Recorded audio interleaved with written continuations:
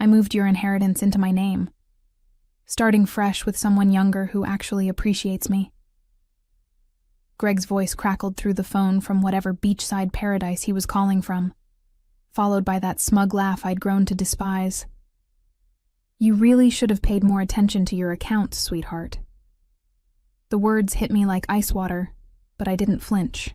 Instead, I sat quietly in my kitchen in Portland, Oregon, watching the rain streak down the window as my 22-year marriage crumbled in real time. I could hear laughter in the background, female laughter, and the sound of waves. Some golf trip. "You're right," I whispered into the phone, my voice steady as stone. "You deserve it." Then I hung up.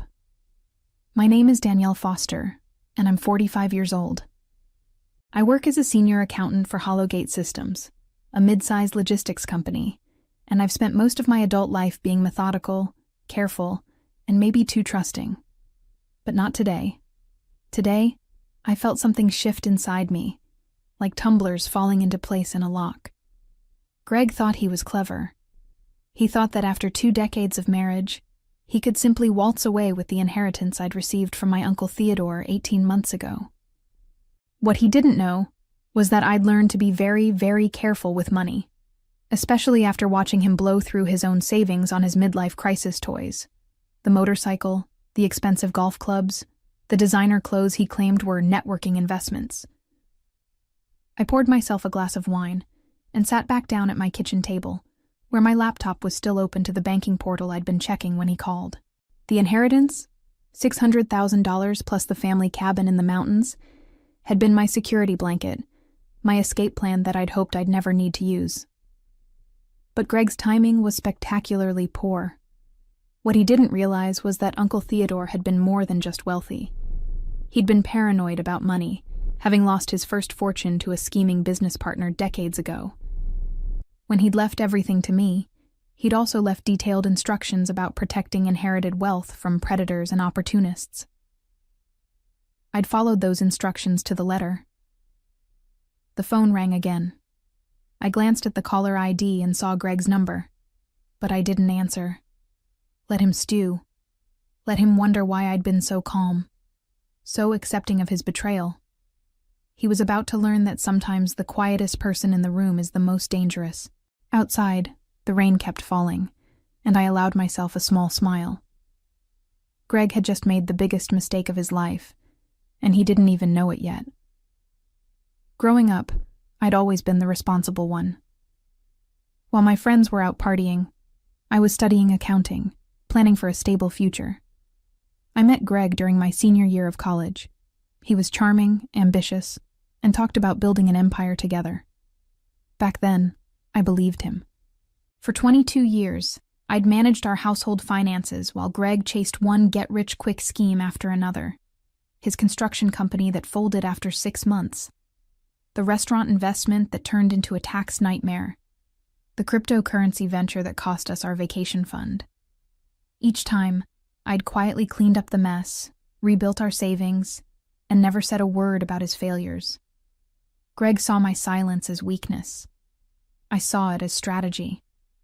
When Uncle Theodore passed away last year, I'd grieved not just for the loss of the only family member who truly understood me, but for the end of our Sunday afternoon conversations about money, legacy, and the importance of protecting what you've earned. Theodore had built his wealth twice, once in his 30s, only to lose it all to a business partner's betrayal, and again in his 50s with the hard-won wisdom of experience. "Danielle," he'd told me during one of our last visits, his weathered hands wrapped around a cup of coffee, "trust is earned daily, but lost in an instant. Protect yourself, even from the people you love most." I'd nodded politely then, thinking he was being overly cautious. Now I understood he'd been giving me a roadmap. After receiving the inheritance, I'd spent weeks meeting with Theodore's financial advisor, a sharp woman named Patricia Wells, who specialized in inheritance protection. Together, we'd structured everything through Gravora Group Private Banking, a firm that catered to clients who valued discretion and security above all else. The accounts weren't just protected by passwords. They were wrapped in layers of fraud detection, legal safeguards, and authorization protocols that required multiple forms of verification for any significant transactions. Greg's name appeared nowhere on any of the documents. In fact, the only way he could have accessed anything was if I'd voluntarily added him as a beneficiary and provided him with the specific authorization codes, which of course I hadn't.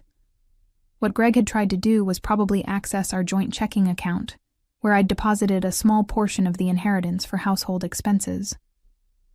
But the bulk of Uncle Theodore's gift remained safely locked away, earning interest and waiting for the day I might actually need it. That day, apparently, had arrived sooner than I'd expected. I opened my laptop and began making a list of everything I needed to do. Greg had just handed me the perfect reason to finally take control of my life. The call I'd been expecting came at 7:15 the next morning. Greg's voice was tight with confusion and barely contained panic. "Danielle, what the hell is going on? I tried to transfer the money yesterday, and now the bank is saying there's some kind of investigation. They froze everything." I was already dressed and having coffee, having slept better than I had in months. "Good morning to you too, Greg. How's your golf trip going?" "Cut the crap. What did you do?" I took a slow sip of my coffee, savoring both the rich Colombian blend and the sound of fear creeping into my husband's voice. "I didn't do anything, sweetheart. But apparently you tried to commit bank fraud. That tends to trigger automatic security protocols." The silence stretched so long I wondered if the call had dropped. Finally, Greg spoke again, his voice strained. "What are you talking about? I'm your husband. I have rights to that money." "Actually, you don't." I walked to my kitchen window and looked out at the morning drizzle. Uncle Theodore's inheritance was placed in a protected trust specifically designed to prevent unauthorized access. When you tried to move funds without proper authorization, you triggered fraud prevention measures. You're lying. Married couples share assets automatically. Not inherited assets placed in protective trusts, Greg. Especially not when the beneficiary has been advised to protect those assets from potential threats. I paused, letting that sink in. The bank considers your attempted transfer to be identity theft and attempted grand larceny. I could hear him breathing hard through the phone. In the background, I caught the sound of that same female laughter from yesterday. My replacement was apparently still enjoying her vacation, blissfully unaware that her sugar daddy had just become a liability. "Danielle, you need to fix this. Call the bank and tell them you authorize the transfer." "Why would I do that?" "Because we're married. Because you love me. Because you called me yesterday to announce you were leaving me for someone younger," I finished quietly. "Because you've been lying to me about this golf trip? Because you thought you could steal my inheritance and run off into the sunset?" Another long silence. When Greg spoke again, his voice had lost all its bluster. "I can explain everything." "I'm sure you can, but I'm not interested in hearing it." I set down my coffee cup and reached for the manila folder I'd prepared the night before. "I'm filing for divorce today, Greg. My lawyer will be in touch." "You can't do this. That money belongs to both of us." "No," I said calmly. "It really doesn't. And thanks to your little stunt yesterday, you've just made my divorce attorney's job incredibly easy." I hung up and turned off my phone. Today was going to be a very busy day, and I had a lot of people to call. But first, I was going to enjoy another cup of coffee and watch the rain. For the first time in years, the weather matched my mood perfectly, clear and refreshing. By 9 a.m., I was sitting in the offices of Patterson & Associates, the law firm I'd quietly consulted 3 months ago, when Greg's behavior had started becoming increasingly erratic. My attorney, Jennifer Patterson, was a sharp woman in her 50s who specialized in complex divorce cases involving hidden assets and financial fraud. "Danielle, I have to say, this is one of the cleaner cases I've seen in years," Jennifer said, reviewing the documents I'd brought. Your husband essentially gift-wrapped his infidelity and attempted theft for us. I'd come prepared with everything. Screenshots of Greg's suspicious credit card charges over the past 6 months, including hotels in cities where he'd supposedly been on business trips, expensive dinners for 2, and jewelry purchases I'd never received. I also had the banking records showing his attempted unauthorized access to my inheritance, complete with timestamps and fraud alerts. What I don't understand, Jennifer continued, is how he thought he could access a protected trust without your authorization codes. I pulled out my phone and showed her a series of text messages from 6 months ago. He's been asking me about my banking passwords, claiming he wanted to help organize our finances. I always gave him vague answers, but I think he's been watching me enter information when I thought he wasn't paying attention. The truth was more calculated than that. I'd suspected Greg was planning something for months. The late-night phone calls he claimed were work-related, the sudden interest in our financial accounts, the way he'd started asking seemingly innocent questions about Uncle Theodore's inheritance, and where exactly the money was being held. I'd started setting traps. 3 weeks ago, I'd left a fake bank statement on my desk, one showing a much smaller inheritance balance in a different account.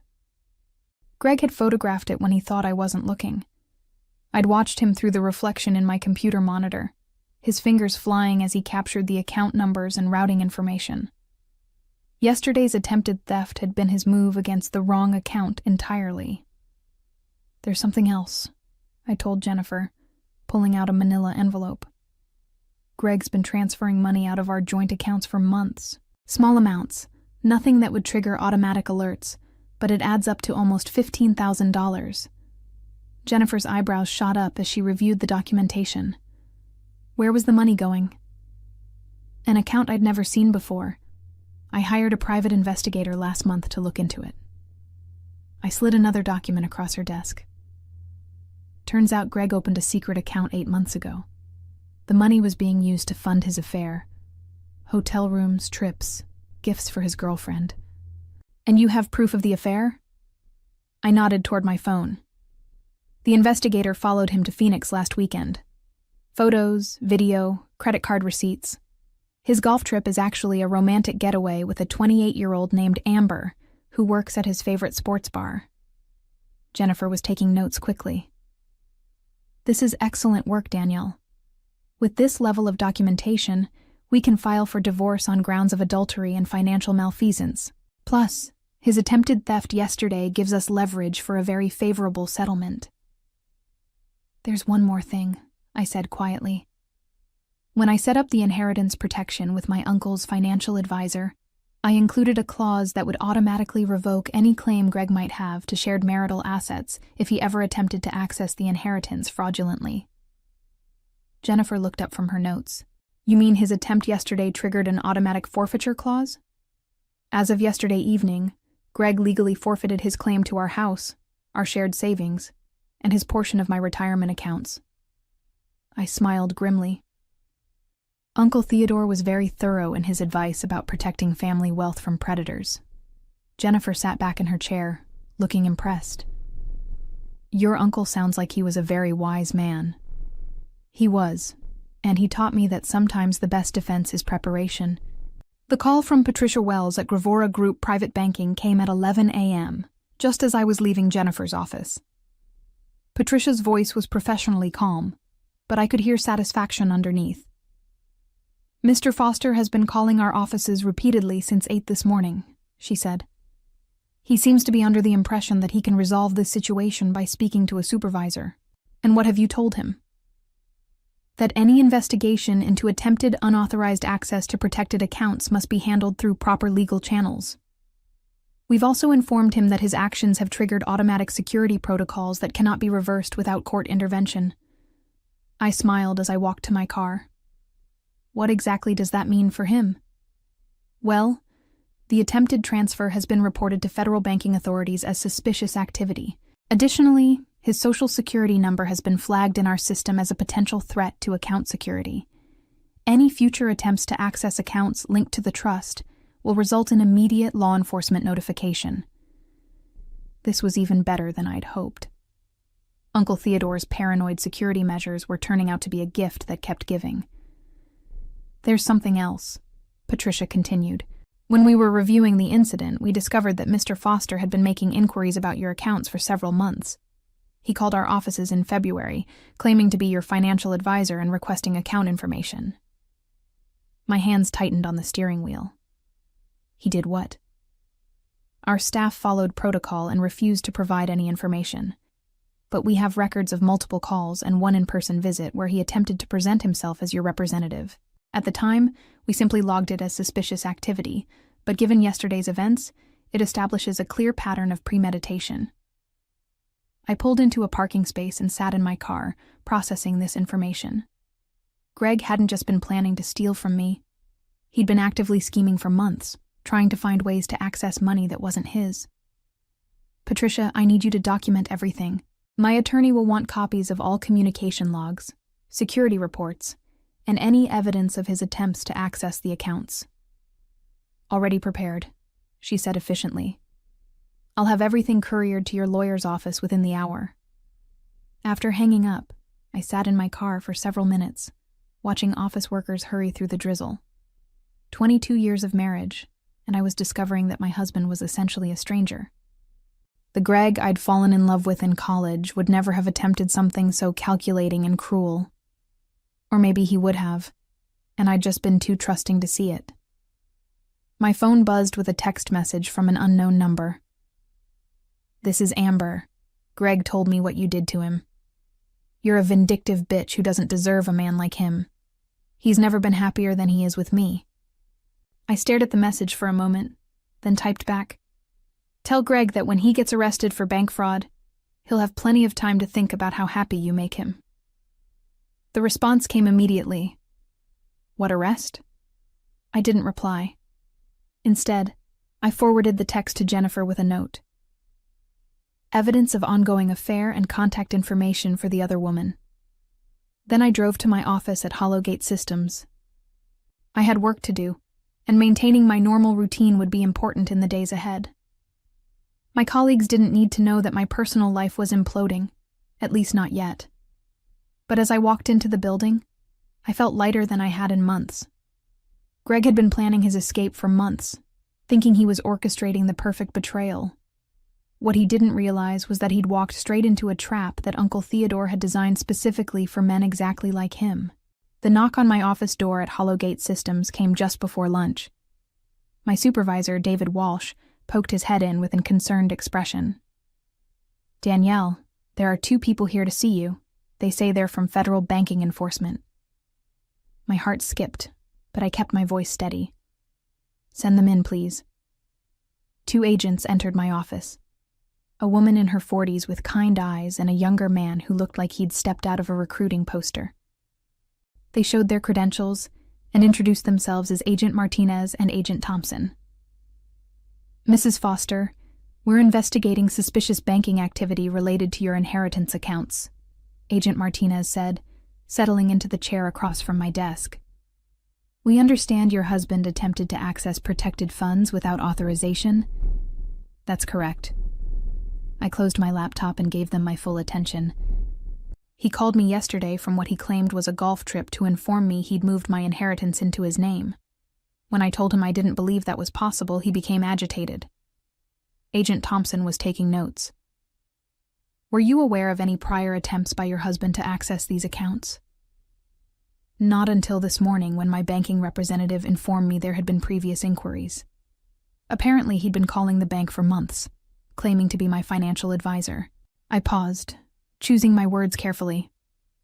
"I should mention that I'm filing for divorce. My attorney has documentation of financial irregularities in our joint accounts as well." The agents exchanged glances. Agent Martinez leaned forward. "Mrs. Foster, we need you to understand that what your husband attempted wasn't just a civil matter between spouses. Attempting to access federally protected inheritance trusts through fraudulent means is a serious crime." "How serious?" "Bank fraud charges could result in up to 20 years in federal prison and substantial fines," Agent Thompson said quietly. "Especially when there's evidence of premeditation and ongoing deception." I felt a cold satisfaction settle in my chest. Greg thought he was stealing my money and running off with his girlfriend. Instead, he'd potentially destroyed his entire future. "What happens next?" I asked. "We'll need you to come in and give a formal statement. We'll also need access to any communications you have with your husband regarding the inheritance and any documentation of suspicious financial activity." Agent Martinez handed me a business card.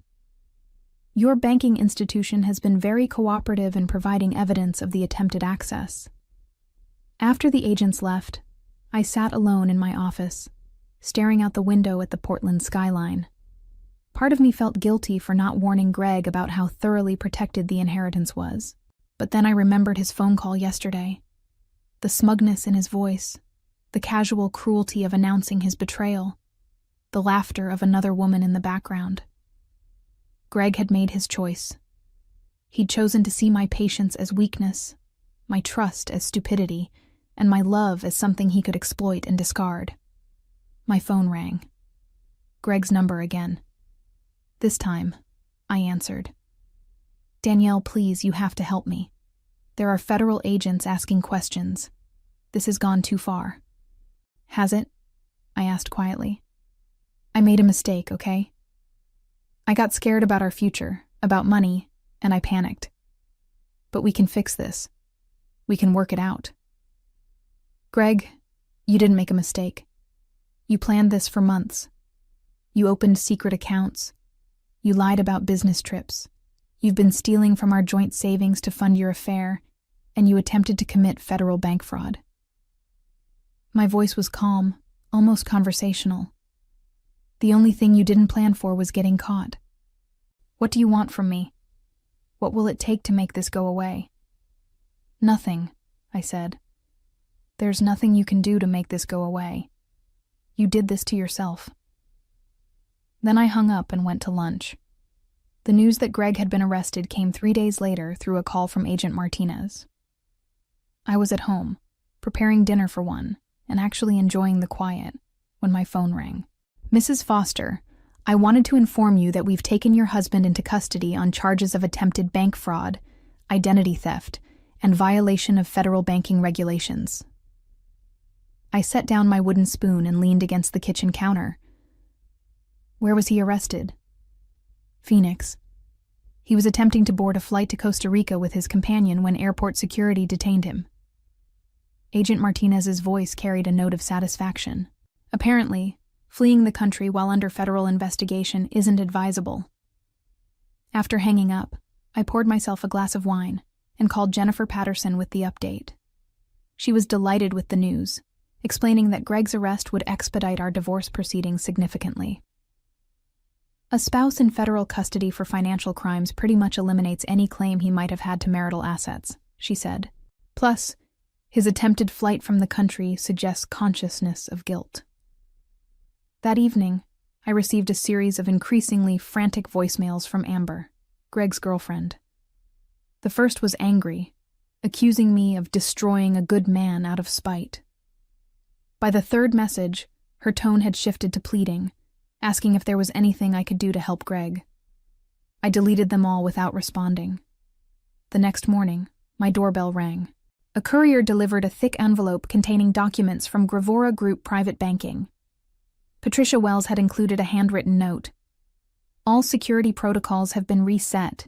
Your inheritance remains fully protected and has continued earning interest throughout this ordeal. Your uncle would be proud." I smiled, thinking about Uncle Theodore's warnings about predators and opportunists. He'd been absolutely right, and his preparations had saved me from losing everything to a man who'd never deserved my trust in the first place. 6 weeks later, I stood in the courthouse as Judge Morrison finalized my divorce decree. Greg appeared via video link from federal detention, looking haggard and defeated. His public defender had advised him to agree to all terms, rather than fight a battle he couldn't win. The settlement was everything Jennifer had promised. I kept the house, my retirement accounts, the inheritance, and my car. Greg kept his legal troubles and a debt to the federal government that would follow him for decades. The defendant forfeited any claim to marital assets through his attempted fraudulent access to protected accounts, Judge Morrison stated for the record. This divorce is granted with prejudice, and all financial arrangements are final and non-negotiable. As I walked out of the courthouse, my phone buzzed with a text from my sister Catherine. Saw the news about Greg's sentencing. 28 months in federal prison. Are you okay? I texted back, never been better. That afternoon, I met with Patricia Wells to discuss investment strategies for my newfound financial freedom. The inheritance, combined with my half of our previous shared assets, gave me enough security to consider early retirement, or perhaps starting my own accounting practice. Your uncle included a letter to be given to you after any legal proceedings involving the inheritance were resolved, Patricia said, handing me a sealed envelope. Inside, Uncle Theodore's familiar handwriting offered his final advice. Danielle, if you're reading this, it means someone tried to take what wasn't theirs. I hope my preparation served you well. Remember that the greatest wealth is peace of mind, and you've earned yours. Build something beautiful with what remains. I folded the letter carefully and put it in my purse. Uncle Theodore had given me more than money. He'd given me the tools to recognize my own worth and the strength to protect it. The future stretched ahead, full of possibilities that were entirely mine to choose. As I drove home that evening, I reflected on the strange journey that had brought me here, from trusting wife to empowered woman in just a few short months. Greg's betrayal had been devastating, but it had also been liberating, forcing me to discover a strength I never knew I possessed.